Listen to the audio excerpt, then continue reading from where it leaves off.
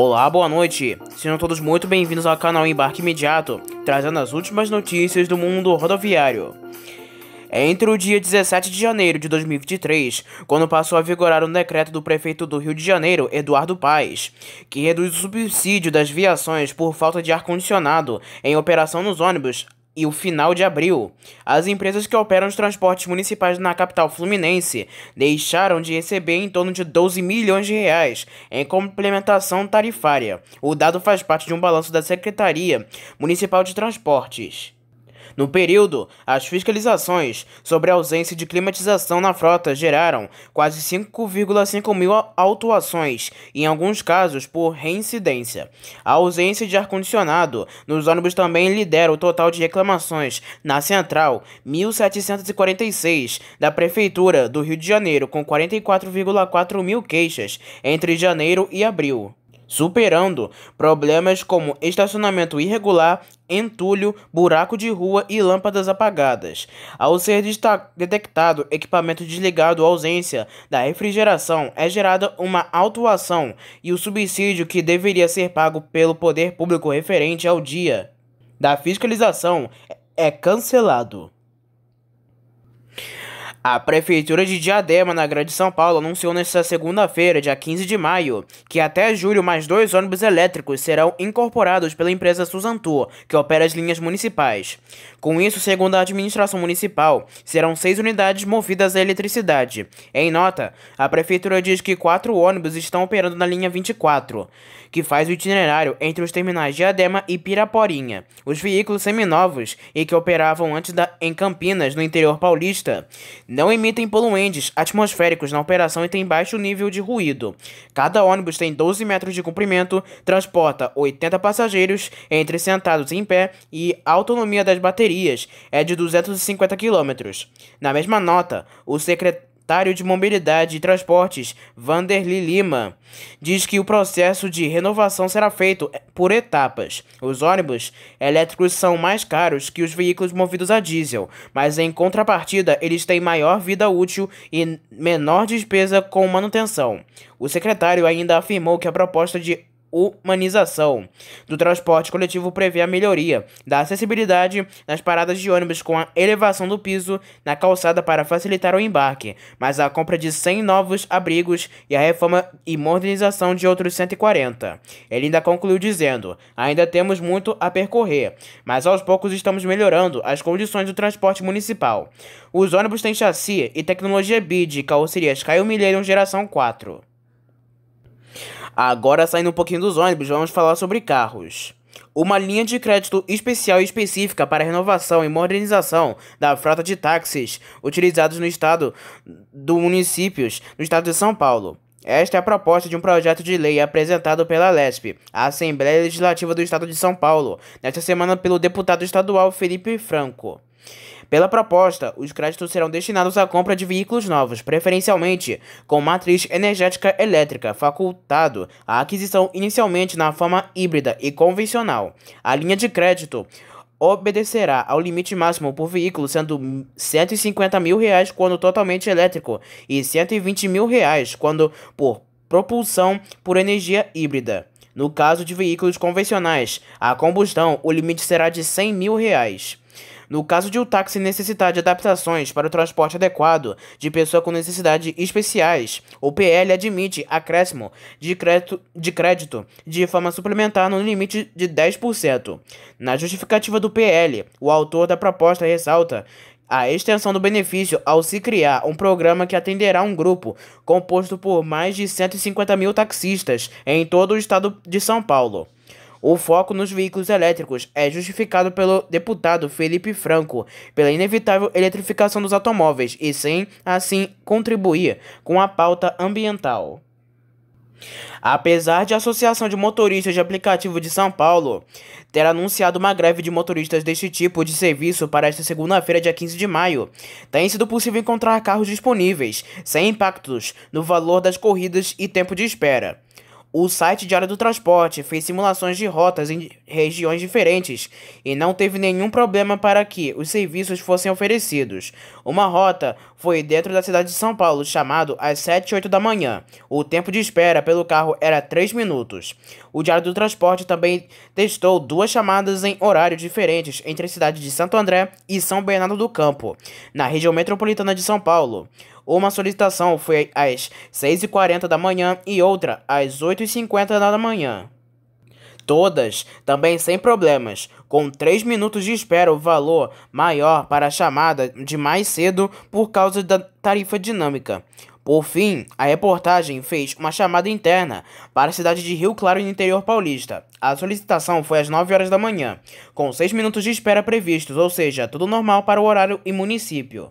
A Federação dos Motoristas de Aplicativo do Brasil também participa da organização da paralisação e informa que existe uma defasagem na remuneração aos profissionais, algo que não foi recomposto após a pandemia. As principais reivindicações do movimento são aumento da tarifa mínima, diminuição da comissão cobrada a cada viagem pelos apps, disponibilizar seguro de vida e de saúde e maior segurança contra assaltos. Além disso, a AMA-SP alega que em várias corridas 60% do valor fica com a plataforma e o motorista acaba recebendo uma menor porcentagem. Cidades como Rio de Janeiro, Porto Alegre, Brasília e diversas outras cidades devem contar com um movimento parecido. A Superintendente de Serviços de Transporte Rodoviário de Passageiros da ANTT, a Agência Nacional de Transportes Terrestres, atendeu a diversos pedidos de empresas de ônibus nesta segunda-feira. A maioria das decisões se referem a pedidos de empresas do Grupo Guanabara para modificação dos serviços, com implantação de linha e seções. Santo Ângelo e Planalto também foram atendidas. Pela decisão SUPAS número 257, deferir o pedido da Real Expresso Limitada para modificar a prestação do serviço com a implantação das seções de Brasília para Itumbiara na linha Brasília-Porto Alegre, prefixo 12018600. E uma atualização. A decisão foi republicada por ter saído no DOU número 90 de 12/5/2023, seção 1, página 76, com incorreção no original. A decisão SUPAS número 262 deferiu o pedido da Real Expresso para modificar a prestação do serviço com a implantação das seções indicadas na linha Brasília-Uberaba, de prefixo 12064200.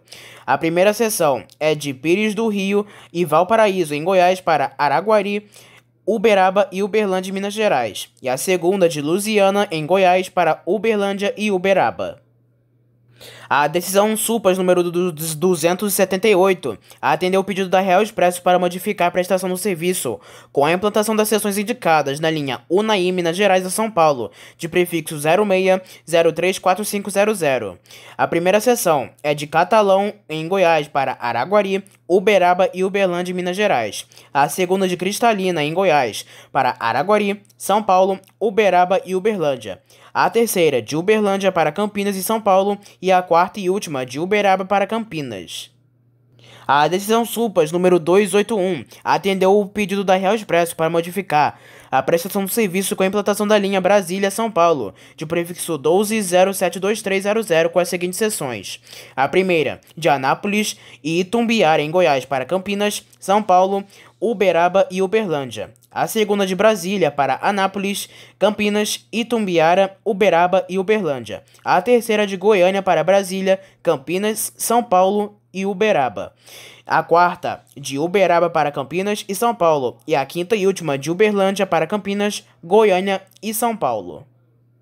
A decisão SUPAS número 282 atendeu o pedido da Real Expresso para modificar a prestação do serviço com a implantação das seções de Uberaba para Santo André e São Paulo na linha Uberlândia-Santos, prefixo 06053060.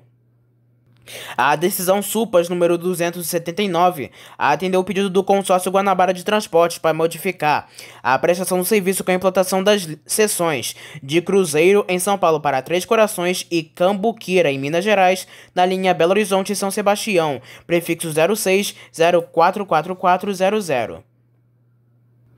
A decisão Supas número 268 atendeu o pedido da empresa Santo Anjo da Guarda para modificar a prestação do serviço com a supressão da linha Imbituba, em Santa Catarina, a Porto Alegre, no Rio Grande do Sul, de prefixo 16.0.142.00. Esta decisão entra em vigor após 10 dias da data de sua publicação. A decisão Supas número 280 atendeu o pedido da Planalto Transportes para realizar a operação simultânea das linhas interestaduais Itapema, em Santa Catarina, a Campinas, prefixo 16.0.148.00, e Tubarão, em Santa Catarina, a Curitiba, de prefixo número 16.0.149.00, no trecho de Itapema, em Santa Catarina, para Curitiba. Esta decisão entra em vigor em 10 dias após a data de sua publicação. A decisão Supas número 284 autorizou as empresas relacionadas no anexo desta decisão para a prestação do serviço de transporte rodoviário coletivo interestadual e internacional de passageiros realizado em regime de fretamento. Entre elas são a AC Transportes Fretamento e Turismo Limitada, a Alô Brasil Transporte e Turismo Limitada, ME, Shaolin Turismo Limitada, Comfort Travel Turismo Limitada, Edemilson da Paz Fagundes Limitada, MC Lourdes Eireli, RV Turismo Limitada, Santo e Vieira Transporte de Pessoas Limitada, TR Carregamento Limitada e Vulcão Turismo Limitada. Já as empresas que tiveram pedidos negados, a decisão Supas número 276 indeferir o pedido do consórcio Guanabara para modificar a prestação do serviço com a implantação das seções Rio de Janeiro e Resende para Taubaté, em São Paulo, na linha Rio de Janeiro, Campos do Jordão, de prefixo 07022660. A decisão Supas número 277 em deferir o pedido da Rotas de Viação do Triângulo para a implantação do terminal rodoviário de Osasco, em São Paulo, como terminal adicional para a realização de embarque e desembarque de passageiros na linha São Paulo-Porto Velho, via Campo Grande, de prefixo 08032600. A diretoria colegiada da ANTT, Agência Nacional de Transportes Terrestres, aplicou pena de cassação a duas empresas, uma do transporte regular e outra de fretamento. As decisões foram publicadas na edição do Diário Oficial da União nesta segunda-feira, dia 15 de maio. No primeiro caso, a agência determinou a cassação dos mercados autorizados na licença operacional número 143 da Paratins Transportes e Turismo, que opera com o nome Fantasia Aguator. Dentre os motivos fundamentados para a decisão da categoria colegiada está o descumprimento da resolução número 4.770, nos itens em que se determina a apresentação de frota necessária para a prestação do serviço. Em publicação no Diário Oficial da União, em 28 de julho de 2022, a Superintendência de Fiscalização da ANTT editou a Portaria SUFIS número 61, aplicando medida cautelar de suspensão de todas as linhas da Paratins. No segundo caso, a diretoria colegiada determinou a cassação do registro de fretamento da Planalto Turismo. A penalidade foi aplicada dentro de outros itens com base no descumprimento do decreto número 2521 de 1998. O inciso 5. A empresa transportadora que se utilizar do termo de autorização para fretamento contínuo, fretamento eventual ou turístico para a prática de qualquer outra modalidade de transporte diversa da que lhe foi autorizada, será declarada inidônea e terá seu registro cadastral cassado imediatamente, sem prejuízo de responsabilidade civil e das demais penalidades previstas neste decreto. A Aviação Cometa inova mais uma vez ao se tornar a primeira e única empresa de ônibus rodoviário de passageiros a oferecer uma linha direta que conecta Franca à Praia Grande, cidade de São Paulo.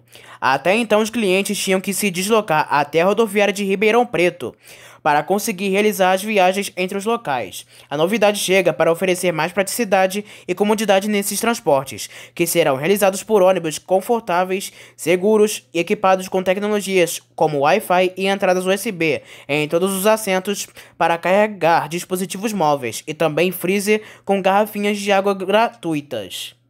A viagem tem cerca de 7 horas de duração e são realizadas paradas nas rodoviárias de Batatais, Ribeirão Preto e Santos, em ambos os trajetos.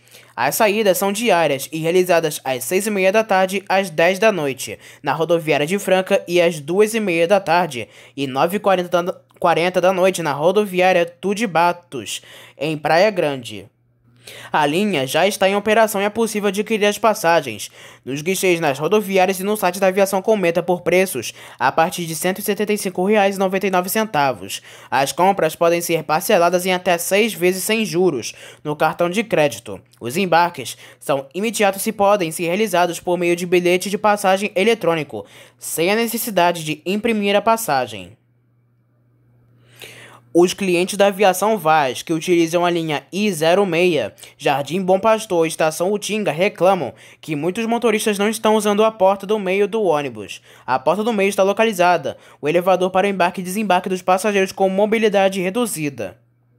Alguns passageiros reclamam que alguns motoristas não usam acesso para passageiros idosos e com alguma mobilidade reduzida.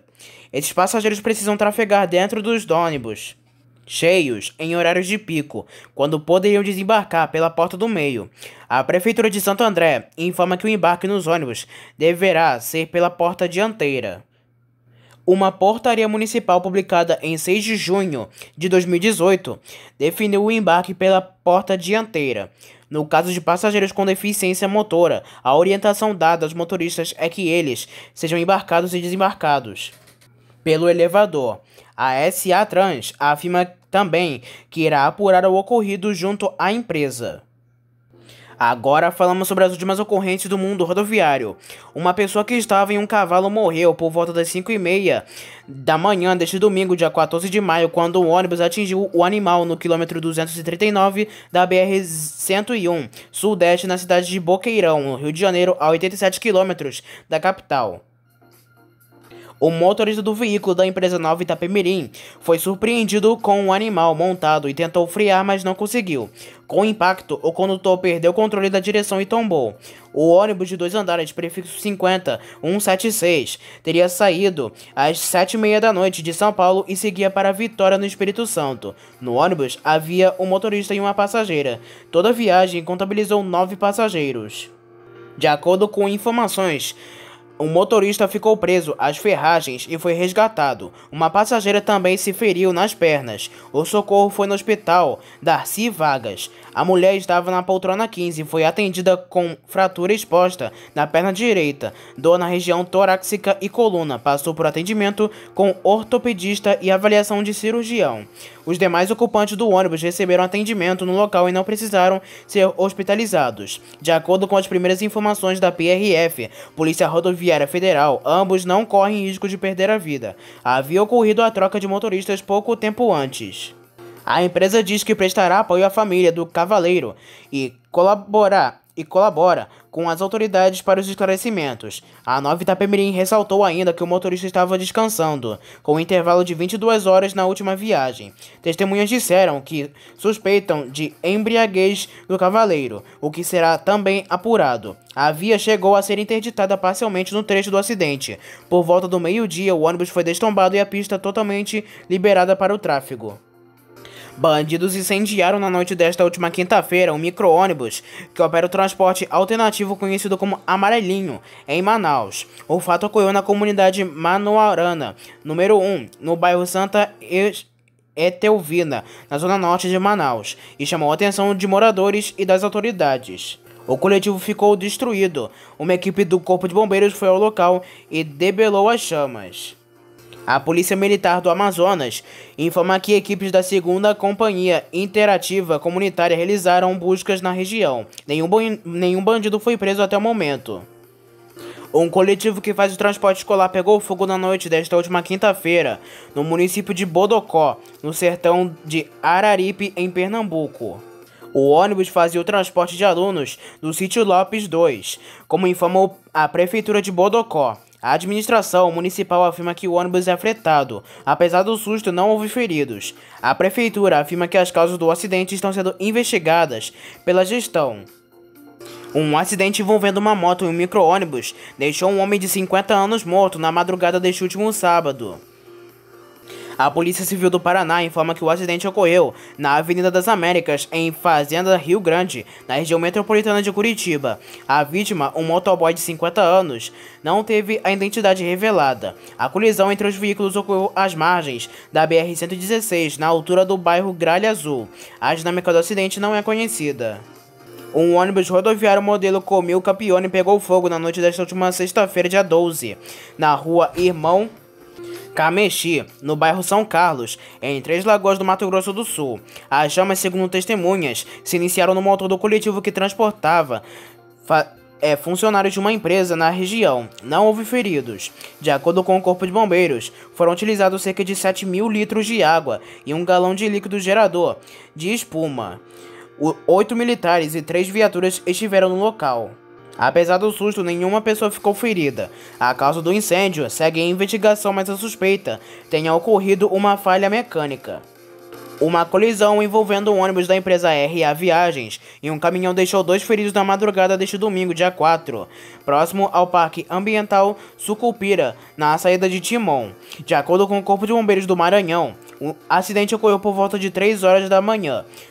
Os motoristas do caminhão e do ônibus tiveram ferimentos. O motorista do ônibus ficou preso às ferragens e acabará sendo resgatado pelos militares do Corpo de Bombeiros. Os 2 feridos acabaram levados para um hospital. Uma equipe do SAMU atendeu a ocorrência. O motorista do ônibus acabou resgatado quase 4 horas da chegada dos bombeiros. O coletivo seguia viagem sem passageiros no momento da colisão.